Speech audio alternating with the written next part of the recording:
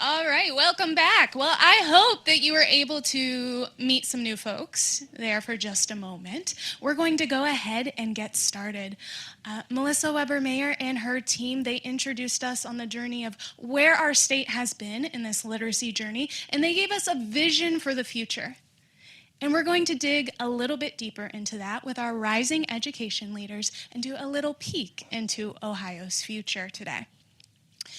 We are so appreciative of the 7 universities who have agreed to come today. Their faculty members have prepared their students. They have some activities for us to engage in. And then these students went above and beyond to prepare and come and be panelists today and engage us in some activities. So we have Ashland University representing today. Lourdes and Tiffin University. Marietta College, Mount St. Joseph University, the University of Akron, University of Findlay, and Walsh University. Today, our session objectives will be to obtain the perspectives of Ohio teacher candidates on their literacy instruction, preparation, and experiences. We will also observe teacher candidates demonstrating learned knowledge and skills aligned with evidence-based reading and writing practices, and we will identify evidence-aligned literacy instruction principles or activities that can be used in your setting to support students. So this is what our session is going to look like. We are doing our overview now. We are going to do about a 45-minute panel presentation, gaining student perspectives on literacy preparation in their programs. We'll do about a 10-minute break, and then we're going to do, well, you've heard of a science fair, right? We're going to do a reading science fair today. And then we'll come back together to our tables and we'll do a session takeaways. The students and those that aren't up here on the panel, other students who are with us today, are going to mingle around the tables, and we're going to talk about what we learned from this session and how that can apply in our settings. And then we'll wrap it up. So that's what you can expect today. So let's go ahead and get started with our student panel presentation. So how we're going to start today is we're just going to ask our panelists to share their name, their institution that they represent, and what year they are in their program. Hi, I'm Zoe Sleesman. I'm a freshman intervention specialist major at the University of Findlay. Hello, I am Amelia Timko. I am from Marietta College, and I am an early childhood and special education major, and I am a senior. My name is Ryan Lay. I am from Mount St. Joseph University. I'm a junior, and I'm also a dual licensed early childhood and special education major. Hi, I'm Isabella Salzgeber. I'm from the University of Akron, and then I'm a senior intervention specialist major. My name is Madison Mitchell. I'm from Lourdes University. I'm a senior, and I'm a dual primary education major. My name is Tess Hallgren, and I'm from Walsh. I'm preschool through 5 and preschool through 5 intervention. I'm a senior. Hello, my name is Brock Weiser. I'm a middle grade education major at Ashland University, and I'm a senior. Thank you, students, for being here today. We are going to start out with the first question, which is, what was your oh wow moment when learning about the science of reading and writing? My oh wow moment was the importance of decoding when learning how to read. When I learned how to read, it was not about decoding at all. It was mainly like sight words and memorization rather than like breaking down words and decoding and knowing what phonemic awareness was. My first class that I had, my freshman, sophomore year of college, learning about the science of reading, I was just like starstruck about everything that we are teaching our students now. I mean, I struggled when I was younger a little bit. Music played a part for me with reading, which I feel made it a bit easier, but now with the science of reading and making everything explicit and intentional, I just feel like it's so targeted for students, and I just feel like no child can get left behind now. But the decoding really stuck out to me because I never learned that, and now all the students are learning it. My biggest oh wow moment was just like the data that we analyzed like through our classes, just when the students are receiving that explicit instruction with decoding and the language comprehension, like all of those things like go together to equal our reading comprehension. And I kind of relate to you when I was like learning how to read, we didn't decode. It was like flashcards and memorizing. So like really diving into this, and now I understand. Like that was my biggest oh wow moment for sure. I would say my biggest oh wow moment was we do the all Ohio modules at Walsh University, and one of the ones we did is the simple view of reading. And I remember doing that module and looking at the word recognition, language comprehension, how reading comprehension is a product of that, and seeing that multiplication equation really put it into perspective for me that you can't have word recognition or language comprehension for students to be proficient readers. So that really put it into perspective for me, especially then when I go into the field site and I have some students that they can read fluently, and you would think that they would be able to have that reading comprehension. They can read so well. But then when you're looking at Scarborough's rope and you're breaking it down, they're missing some of that background knowledge, those language comprehension skills. So I would say that would be my biggest oh wow moment, that and then the 4-part processor, making sure that we are connecting the letters and sounds then to context and meaning. So that would be my oh wow moment. Similar to what she said, I feel like my oh wow moment was when they put the reading rope on the screen, and I was like, we need all of this for our students to be fluently reading. And it's just insane to see like the data, and like the same with everybody else. I was taught whole word. I know some people still do that. I think it's crazy. But I think that just like looking at the simple view of reading and seeing the reading rope really puts into perspective the different aspects we need to teach our children. And we can't leave out like vocab and background knowledge. We need to include all of it in our instruction for sure. I think for me, my biggest oh wow moment was how much of reading is brain science and how we have to completely retrain our brain to read. We are not born with the capability to read, but we have to, through classes and through school, we have to teach students how to read because it's not a naturally occurring thing, and it's just really using the brain.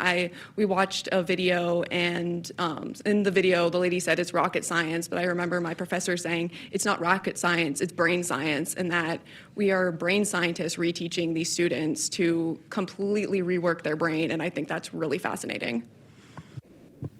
That was also one of my biggest oh wow moments, is that it came from multiple different disciplines outside of education, because originally I thought that, like it's based on education, it's just going to be educators, but it being like a vast study from multiple different disciplines, especially neuroscience, and just hearing how the brain like essentially learns to rewire itself with like neuroplasticity, I thought that was super interesting, and how that really like goes to why we need systematic and explicit instruction, because reading is not a natural process, as you said. So my oh wow moment was when I was in Ashland University. I was learning about phonics and decoding, and I had always been taught with that. So I just assumed, well, everyone learns, decode the word, make the sounds, and then understand the meaning. And then I was talking to a friend, they're like, I never learned that. I just memorized every word that I've ever known. And I was like, that is the craziest thing. Like, I can't imagine going into a math class and they're like, okay, all these formulas, memorize them. Multiplication doesn't matter. Knowing the skills of addition doesn't matter. If you just memorize this, then it works. And that was something that I was baffled by, that people actually just memorized the thousands of words and definitions that they needed to be able to use in everyday life. It sounds like we've had a lot of oh wow moments. I love how Brock just connected that right to math. Did you catch that, Ohio Department of Education? I know that's where you're going next. That was a really great example. Some of you panelists already have answered this question a little bit, but I want to open it up a little bit more. Have you learned to teach differently from how you were taught in school? So maybe you've already alluded to the word recognition side of things, but maybe you could speak a little more to the language comprehension side of things. Go ahead. Okay, one of the things, can I add this for the last question? Another oh wow moment was when we're looking at how we're getting taught to read, looking at like the 5 pillars and how it's broken down. Like Walsh does a great job with this. They were one of the first universities to be aligned with the science of reading in Ohio. But when we're looking at how we're taught to read, it is systematic, it is explicit. We're getting taught the same way that we're teaching our students in the classroom. So I really think that seeing that connection, it's just that's why we're prepared to teach all learners, because we're getting taught what we need to implement, and we're able to break down the skills and use the data. Back to what, can you restate that question then? Sorry. Absolutely. Have you learned to teach differently from how you were taught? Yeah, so when I was taught to read, I remember my parents had always, they were learned how to read similar to like how we're doing it now, but they would always tell me to like sound out the words, and that really helped me. But I was very much a natural reader. I didn't have a lot of trouble. I remember doing sight words, but I didn't have trouble connecting the letters and sounds. That wasn't something I struggled with. But I know that, like, as shown by data, a lot of students do have trouble with that. And if you're teaching students with dyslexia, their learning is being hindered because we don't have a systematic, explicit instruction routine. So while I was able to read well, that isn't the truth. It's not the story for everyone. Sorry, and to add on to that, it's the same thing. Like, I feel like I never struggled reading when I was younger. Again, music played a big part in my education. It's always been a part of my life. And learning to read, I mean, Dr. Seuss was big for me when I was a kid. Hop on Pop, that was the book I learned how to read, and I brought it to my mom at work, and I stood in front of her at the pharmacy window, and I read her Hop on Pop. And, you know, that was like, those are my earliest memories of reading. But now, it's not just memorization, you know, kind of what you were saying with the memorization part. Like, it's not that like that anymore. It's intentional, and it's meant to help students learn how to read. And before, it was just, you know, memorize this vocab word. Here's your sight word list for the week. Make sure you know how to spell this word. Make sure you know what it means. And now it's just, you know, it's not. They need to, you know, comprehend what they're learning, the language comprehension part of it, all of it. It all goes together now. And before, in even learning, like, the students know that goes together now. And before, we didn't understand that part of it. But now, even in like kindergarten, they could tell you what a digraph is, or what blends are, and phonemes. Great, like, they can tell you what that is. A lot of them. So. Sorry. I feel like I was also taught very differently now than I was in school. Like, in terms of like spelling, I remember in elementary school we would get a weekly spelling list of 10 words, and we would have a quiz on it every Friday, and we were just expected to memorize those words. Like, they might have been from a story, but we were just expected to memorize how to spell those words. And now we're not taught to do that. Like, we're taught to tier them based on data from a spelling inventory and level them to student needs, and like base them on common spelling patterns to make it easier to remember how to spell those words and to learn how to spell them. And I was also taught popcorn reading, and we're taught to absolutely not do that because it's just terrible. Because I remember I would always be so nervous about my line, and I would just count ahead, and I would not listen to anything. And that's the exact reason why we don't teach it, because it's not effective, because kids don't listen to what the text is. So I feel like I was definitely taught differently in that aspect, and I feel like there's more of a focus on engaging in like multi-sensory instruction. Like, I don't really remember doing anything that was multi-sensory in elementary school, so I feel like there's more of a focus on that now. I was the kid who could read in preschool, but once I walked into phonics class last semester, I don't know how I learned to read, because I'm sitting in phonics and I am struggling decoding words as a freshman in college, and I am struggling with the activities that my professor is giving me, but I could read in preschool. And I think a lot of that was just, I learned to skip the word, and I still do that, and to guess based on the picture, and everything's so science-based now, and we have evidence to back it up, and I'm assuming we had that when I was in elementary school, but clearly we didn't have it to the extent we have it now. And there's reasons we're doing everything, and it's not necessarily just, oh, here's a word you need to know, learn it. And we have evidence and data and professors that are helping us, and I think that's the big thing that we have now, is the evidence and the data that we can learn from. Like I kind of talked about before, I physically remember being pulled out into the hallway and doing flashcards and memorizing the word. So coming from like a struggling reader, taking our Foundations of Literacy courses at Marietta College really helped me like learn the phonics patterns, learn how to decode. So like looking at that and then looking at the simple view of reading, I definitely struggled with background knowledge. And that is something that I want to make sure that I do as a teacher. I am really teaching that background knowledge to build and help my students be able to comprehend, because that's definitely an essential skill to gain that reading comprehension. For me, like I mentioned before, I was taught whole word. Unlike everybody else on this panel, I think I was a struggling reader. I had a learning disability, and I got pulled into RTI, and it was the worst thing that has ever happened. I also grew up in Indiana, so that gives you a little perspective. So it wasn't as amazing as Ohio, but I learned how to read based off of whole word, where, like she said, they give you the flashcard, and they're like, this is R. Like, they wouldn't even tell you the letters, and you just kind of had to guess and hope for the best, guess by the picture, everything horrible like that.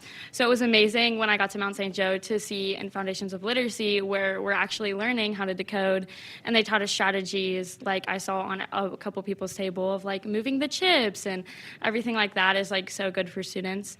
And I feel like we're being taught so different now than how I was in school. Like, it was horrible. But anyways, it was definitely good. And to explain the reading comprehension aspect, I definitely feel like we can't just cruise past it. I feel like we worry so much about students in younger grades with phonemic awareness and everything.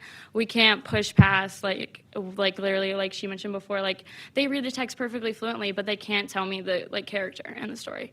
So I feel like that's really important for us to focus on. To add on to that, I think like this is a really positive change and something that's really great to see is that like when we learned how to read, we were looking at the picture prompts. What will the picture tell us about the story? Look at the first letter of the sentence. See, so if you don't know the word, look at the first letter. What word could that be? We weren't necessarily looking at sounds, but it's so impactful going in with these students now and working with them, and they know strategies to break down the word that we weren't explicitly taught. Now, some of us could make those connections on our own, but we're focusing on reading that. Like, we want students to be able to read the text without seeing the picture. The picture shouldn't be there for them to be able to read and understand the text, and that goes back to the simple view of reading. So I would say that's a big connection, something that we're working really well with. So earlier I said I was a middle education major, specifically mathematics and social studies. So when I think about incorporating the science of reading across different content areas, the largest thing I think about is that comprehension piece, because there have been so many times where I walk into a classroom and give what I consider grade level work, and then watch students that can read it fluently, can't possibly give it back. And it's so interesting because we're taught that fluency usually relates to comprehension.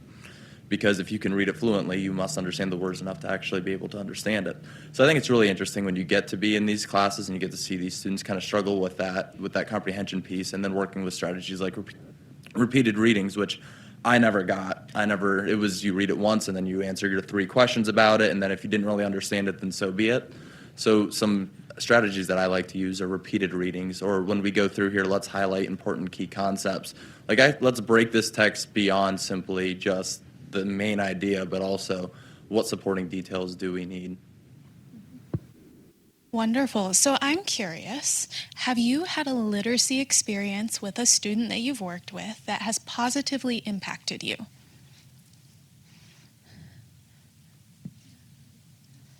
I feel like any literacy experience I've had with my students have had like a positive impact, but I feel like the most significant example would be when I did an internship with the UA Center for Structured Literacy.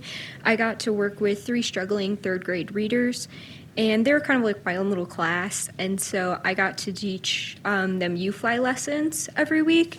And so just practicing that systematic and explicit instruction, and it really helped me to find my voice as a future educator, and to not only practice like structured literacy and giving these lessons and like that systematic and explicit instruction, but also like the little bit of classroom management piece, because like I was the one doing it and there wasn't like a professor watching over me. So it was really great to like find my voice as an educator and to watch their progress throughout the semester to see how much they grew. And I'm like, my gosh, like you guys are doing amazing. And even them seeing their own progress and how excited they got about it was also really special. So I feel like that was definitely one of my most impactful experiences. And I feel like that's definitely like solidified that like, yes, I'm going to be a teacher. Like this is the career choice for me.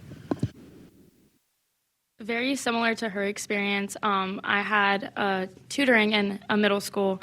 I want to teach middle school, but it was with sixth graders that were at a third to second grade reading level. And we used Language Live. It was great to see the explicit and systematic instruction.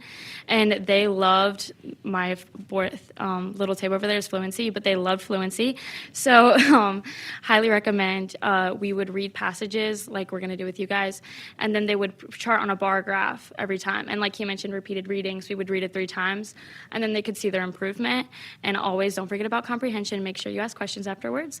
But it was a great experience, and being with them all year, I could see them grow, and it was just wonderful to see them like up and coming and learn and expand their background knowledge was great. To add on to what you guys were saying, kind of like with UFly, I used UFly in my last placement last semester in Toledo Public Schools, and I mean, it's amazing to see. We were using it in intervention groups with 4th graders and even the 3rd graders too. We kind of mixed them because they were at different reading levels. And using that, and then with small group instruction with like a group of 3 with Elkonin boxes, I feel like the Elkonin boxes showed me so much, like tapping it, mapping it out, and then saying it out loud, and just watching like the gears turn in their head, like, oh my gosh, these go together. This is a blend. These need to go in the same box together.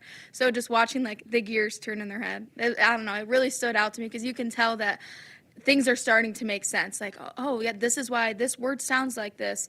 You know, this is this vowel team. This is what this means. This makes this letter say this and all of that. So that, to me, that's like really inspiring because, you know, as an educator, that's what I'm doing that. I'm helping them do that. And they're sharing that with their classmates, and they're all kind of working together to get to that goal of reading.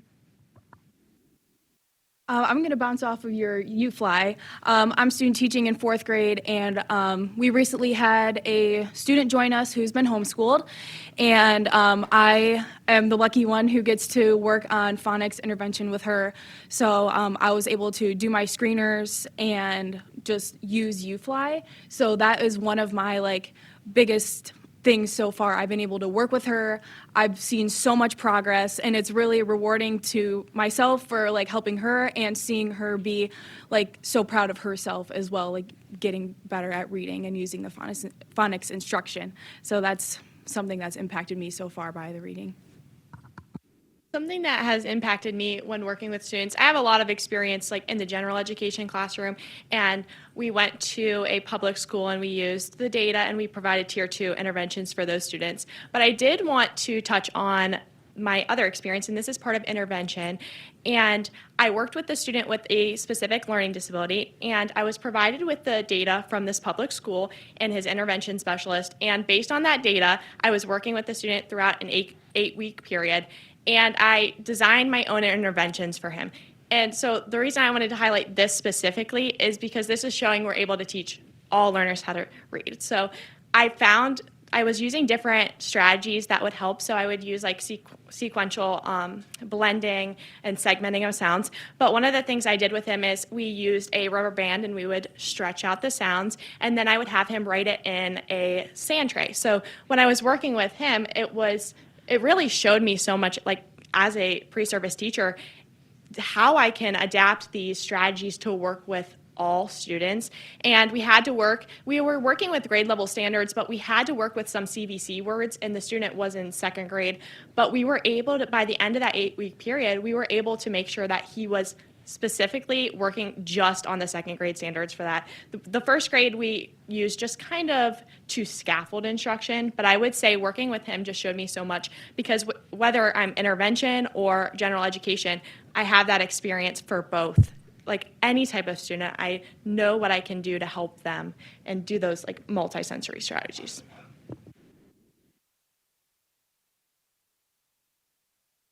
So in my fields, I haven't had the pleasure of working very much with students that need specific learning help with reading and writing. However, I have a little brother who's about 12 years my younger. He just entered 3rd grade. And when I would go to these classes, there would be important concepts like decoding. And I noticed when I would work with him on the side, because he was a struggling reader, he would read, and I was like, oh my gosh, this is so fluent, look at him go. And then it turns out he was actually describing the picture, like we talked about earlier. And it was one of those things where I think as educators, what's nice is that we have these skills that we can apply to not just our students, but our families as well. And I think that's an important skill to recognize is when I have ideally my children or with my siblings that I'm able to teach them some of these important skills so that they're set up to succeed in school and it's not a chore or just some struggle that they have to go through every day. To add on to that, I feel like it's just the data, looking at the data, seeing your student growing. Like you said, you can use those observations, like those anecdotal notes, to help you. But collecting that data and seeing your student grow throughout the period that you're working with them, it's so powerful to see what you're doing is working, and it's working because it's evidence-based, it's systematic, and it's explicit. So if you haven't caught on today, our theme is data. No, data is woven through everything that these pre-service teachers are doing, as you can hear in a lot of their responses. And so I want to ask our panelists to tell us about an experience you've had assessing students' literacy skills. I recently did this last week in my student teaching. So I'm now in like my IS special ed rotation. So I've been taking students, I am progress monitoring them with DIBELS and the ORF, and I'm also using the Core Phonics screener survey. So I'm very familiar with those. We have done a lot of practice with those in our classes at Marietta. So I feel very confident progress monitoring, giving those assessments, and working with those students. I feel like I've had like two major instances of like assessing students. So when I was an intern with the UA Center for Literacy, I got to help an elementary school do their end of the year STAR assessments. And so it was really interesting to see how they did them all like on the computer rather than scoring them on paper, how I was taught in my class. So it was a really great firsthand observation experience and like a firsthand like practice experience. So it was really interesting to see like how they actually do STAR and that in like practice. And then in my assessment and instruction and literacy course that I'm taking this semester, we like got assigned to a student and I gave him the PSF, the NWF, Core Phonics survey, oral reading fluency, spelling inventory. And so it was really interesting to not only see what those assessments assess, how they assess it, how to score it, but then looking at the data afterwards and how that data kind of like plans my instruction. So using the data to then plan my lessons and then to teach it and see like, oh man, yeah, like he's improving based on the original data. Can you share a little bit more about that data? What did the data tell you for that student? The data for that particular student, he struggled with long vowel sounds, especially in the spelling inventory. But when I did the Core Phonics survey, he could read the typical words, but the nonsense words he struggled with. So I was like, okay, well, he may have like a struggle with the sound symbol connections. Like he may just frequently see those words and maybe he has them memorized. So we did like a review lesson with that, and now we're working on morphemes. So we were able to make that jump after kind of reviewing those long vowel sounds and just like continuing to work on them when we're doing the spelling and writing practice. At Mount St. Joe, we have a whole class about assessment and foundations in reading, and we get certified in Acadians and ORF and all of that fun stuff. And the great aspect of it is you get to do it with your peers before we get to do our last final project on 2 students. So it was a great experience to, get comfortable with it before we pull kids aside and have to actually do it with them. But my 2 students, I had one student that very much struggled, first grader that very much struggled with decoding, and it was very cool to just see like the experience of like, oh, like we should, like if I were to start an intervention, where I need to start according to the nonsense word fluency and everything like that. And also I had a student that was in the 5th grade who was an English language learner, and she very much struggled with the automaticity aspect of fluency. And it was great to just see like, oh, where should I need to start according to ORF, like backtracking, okay, she's at a 3rd grade reading level, like we need to do repeated readings in 3rd grade and everything like that. So using the data to help our students, and I got to actually help the 5th grader because she was in my practicum. So it was amazing to see her progress in the next 8 weeks after that. I've given a lot of assessments for literacy, like the progress monitoring that they have said, as well as like the past CTOP. But the main like takeaway with assessing students is looking at when you go back to the matrix and you're looking at their grade level. Are they below grade level, at grade level? So with assessing the students, I think it's just super powerful to see where are they at, what skills should I start with? And that goes back to the data. And since I'm intervention, I'm with a reading intervention specialist. And so we do a lot of progress monitoring. And that's just so beneficial to see beyond those like one-time assessments that you give just to see for the assessments. That progress monitoring throughout the time, that really helps you plan your instruction and work individually with that student. But it was an eye-opener when I had a kindergarten student that I was working with, and it was an eye-opener to see that he was well below grade level in multiple parts. So then obviously we look back at the 5 pillars, and then I see where I would start. So I started with like the phonemic awareness and helped him. Then we built up to phonics. Going off of what you said about progress monitoring, like I feel like that's also another really interesting thing to see as I go through my lessons, because I'm not giving like an official assessment to do it, but just to see like the progress he makes in his writing booklet, that I'm able to go back and be like, oh, this is where he started, this is where he is now, like, okay, he's still struggling like with these blends, so I'm able to go back and do that. So I thought like the progress monitoring is really important, how you talked about. And for me, assessing is hard. Like it really is. There's a lot of assessments out there that you can use and data that you can look at. The school district that I'm in right now, they depend a lot on iReady. iReady everything. A lot of the data that they use is iReady everything, and it's super hard because it's the motivation for me at least. My students are not motivated. They hate iReady. I mean, if they could light their computer on fire, they would. If they did not have to do iReady, they would 100% do it. And they really push at the school that I'm at. And also they use a lot of ESGI data in the intervention room I was in last semester. And that data was really useful because it breaks it down. You can put in exactly what the student said, and so you can work on it and come back for next time. The student that I worked with last semester, and I looked at the ESGI data, and we did some past assessments too. They struggled with digraphs and blends big time. And the Cat in the Hat, I love Dr. Seuss, but the Cat in the Hat, that's a lot of the and what and all of those words that have a lot of blends and digraphs. And we worked on that and just watching them grow, reading those books and, simple text that they can read and the mentor text to help get them and guide them throughout their instruction. The data, it really does help. It is a bit confusing, and obviously being a pre-service teacher and, still learning, it's going to take time for all of us and getting comfortable in what your school uses and all of that. But at Lourdes, we learn a lot about like CBM assessments, and we work on them all the time and learn about new ones. And so it's a learning curve for sure. It's hard, but using that data now and learning how to let that inform the instruction, I feel like is super powerful.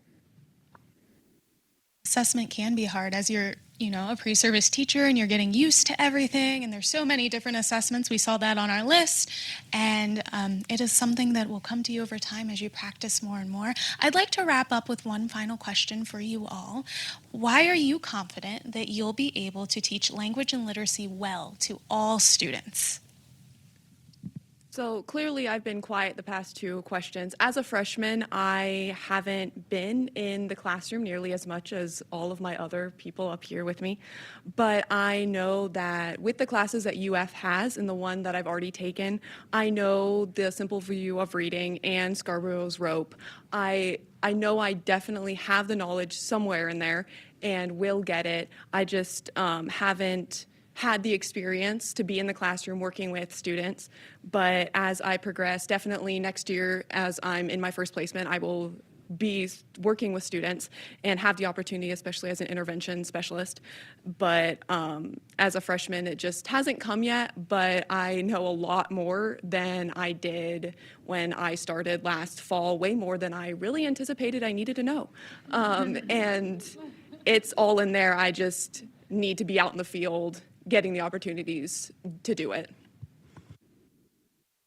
I would say that I'm confident to teach to all levels is because of the classwork that I have done throughout my 4 years at Marietta. I feel very prepared with the assessments that we have given, the class instruction, and plus just like from my experience of reading and then learning about the science of reading and how we use word recognition and language comprehension, just knowing those things has made me better and it will make me a better teacher. So I'm ready to give that to my kids and help them be able to read. I agree exactly what she said. But we were required to take like 4 to 5 courses on reading, and they drill and kill everything. I'm just kidding. No, but they do a great job of teaching us the simple view of reading, and I have learned so much. And they give us so much experience at Mount St. Joe. We start practicums off immediately. Freshman year, we get to do service learning. You get to tutor. It's just amazing to get all that experience and also the coursework with it. They give us so many strategies. We walk in every day. I know I'm going to learn something important that I need to use in my classroom. And they let us do the interact. We get to act like the kids all the time, which is so fun. And we get to use manipulatives and learn all of the amazing evidence-based practice strategies that we get to use in our classroom. So I know I'm ready for that. I feel like mine is also very similar. Like all of the coursework I feel has prepared me, and like all of my mentor teachers that I have also helped prepare me, and just all the field experience, my experience at my internship. And then I also feel like the science of reading has really helped me prepare that, to know like the importance of the science behind it. And I also feel that like as intervention specialist majors, like we're kind of equipped to learn all these different evidence-based practices for like even like outside of literacy, like for all different subject areas. So I feel like we're equipped with a lot of different evidence-based practices. So I feel like I kind of have like a good toolbox basically to use in the future. I also believe I'm very prepared to teach. Lourdes has taught me a lot. Dr. Lehman. Wave, Dr. Lehman. She's amazing. I love her. She has taught me so much, and I can attest my peers. They can say the same thing. We have learned a lot, a plethora of things that we can use in the classroom. I mean, with the science of reading, it reaches all students. It's easier to identify what is wrong when a child is reading so that no child gets left behind. And Lourdes has helped me get there. Again, I felt like I was learning. Dr. Lehman's a brain surgeon too, just like us. I had to learn everything over again. And, somebody said that earlier about brain surgery. I mean, maybe I can get a sticker on my diploma or something that says brain surgeon, because that's how I feel now after learning about the science of reading, and I'm equipped with all of these tools. So I feel confident teaching reading to all students, and part of this is just because Walsh University, the application, it's not just the knowledge. We're getting the knowledge from our literacy courses, we're getting the knowledge from the All Ohio, but it's applying it in the field. So that's my main takeaway. Like, I've only been at Walsh in 3 years. I'm graduating a year early, but in those 3 years, I have learned so much. And it's looking at the data, but also using the data. So we're not just looking at the numbers. How can we use that? And Walsh really does challenge us with our placements to put us in real world situations that you will have as a teacher. And I took the Foundations of Reading test and I passed it because of that application. And I know looking at the questions for those, they do seem very difficult because they're giving you those scenarios. But a lot of those scenarios I've got in my field placement. I've worked with kids on those skills. So I would say it's just the knowledge that I have. I'm able to talk about the science of reading, but I'm also able to apply it when working with students. So I feel prepared going into the workforce because I've been fortunate enough to have a professor that's willing to differentiate and tailor instruction to what I need. Because since I'm not an English language arts major, it's important that I'm able to actually take stuff that I can go into a social studies class and be able to apply those resources. Because as we know, the science of reading is across content. So being able to apply reading, foundations of literacy, and those skills in both math and history, and being given the resources to do that is very important. Would you agree that the future of education looks bright today? We want to thank each of you for participating in today's panel, preparing, going above and beyond what's required in their syllabi. Isn't that amazing? We are very excited to see your future careers launch and welcome you into the fold as educators. We have time for just maybe 2 or 3 questions. Are there any questions for the group that the audience might have? Ryan, I assume you meant drill and grill. Got to clarify that. Anything else? Well, go ahead. I have a question for the young woman at Lourdes. You mentioned in your introduction that music was vital to you learning how to read. Can you talk more about that, please? Yeah, of course. So I've sang my entire life. It's just something that one day I had a little CD player singing Hannah Montana when my mom was in the shower, and from that day on, like I just continued on singing, and then karaoke obviously came into it, and then reading lyrics and things like that. My music was my childhood. I mean, my house, we always had music on Saturdays, cleaning the house, the windows are open, my mom has music on, I'm in the car with my dad, music's on, in the car with my mom, friends and family. And just learning, I've always wanted to sing. I play guitar now, and I learned how to read music a little bit, and just all of that. And the lyrics is mainly what it was. I wanted to know every Hannah Montana song, so I had to learn the lyrics for those. And it just helped me, sound out words and relate those words to what I was learning in school. I mean, content-specific vocab, I did struggle a little bit, but I just kind of connected it. Especially when my teachers had songs that went along with things, I was flying right through it because it connected with me. It made sense to me. I won't be long. Not necessarily a question, but a comment is really happy to hear you talk about more than just phonics. There seems to be confusion out there. You probably all know that people think science of reading is just phonics. So thrilled to hear you, the future teachers here, and I hope you all stay in Ohio, talk about all the components of reading and the importance of the components across all content areas, social studies and mathematics. And so just really, really good job, faculty. Can I get faculty to stand up in here so we can give you a round of applause? Where's faculty? You guys stand up. Yeah. So thank you for for how you're preparing Ohio's future teachers, and thank you for being on the panel. All right, here's what we're going to do next. We are going to take a 10-minute break, but this is only so our students can get back to their tables and get set up for a reading science fair.